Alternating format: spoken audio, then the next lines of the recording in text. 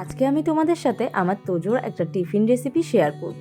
তো প্রথমে কিন্তু আমি এখানে পালং শাক নিয়ে নিয়েছিলাম, ভালো করে ধুয়ে তারপর পালংটাকে একটু ভাপ দিয়ে নিয়েছিলাম। আর পালংটা ভাপ দেওয়ার পর কিন্তু এই যে দেখো মিক্সিতে দিয়ে দিয়েছি, আর তার সাথে দিয়েছি কয়েক কোয়া রসুন, কাঁচা লঙ্কা আর একটু আদা দিয়ে একটা ভালো পেস্ট করে নিয়েছিলাম। আর তারপর এদিকে আটার মধ্যে একটু লবণ আর জোয়ান দিয়ে ভালো করে একটু ময়ম দিয়ে নিয়েছিলাম। তারপর আমি আগে থেকে পেস্ট করে রাখা সেই পালংটা দিয়ে দিয়েছিলাম, আর একটু একটু করে জল দিয়ে আমি ভালো করে একটা ডো তৈরি করে নিয়েছিলাম। তো এটা মেখে বেশ কিছুক্ষণের জন্য আমি রেখে দিয়েছিলাম রেস্টে। তারপর কিন্তু আমি একে একে বেলে নিয়েছিলাম।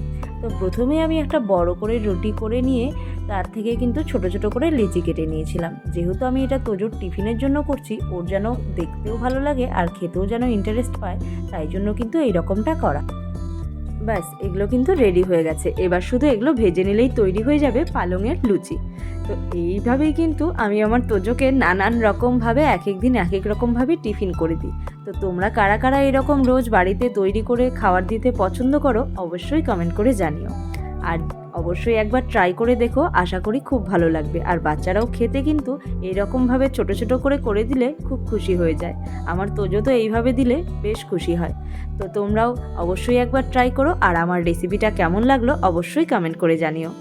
এইভাবে কিন্তু আমি ওকে রোজ শাক সবজি কিছু না কিছু দিয়ে কিছু বানিয়ে দিই, ও কিন্তু একদম টিফিন খালি করে নিয়ে আসে।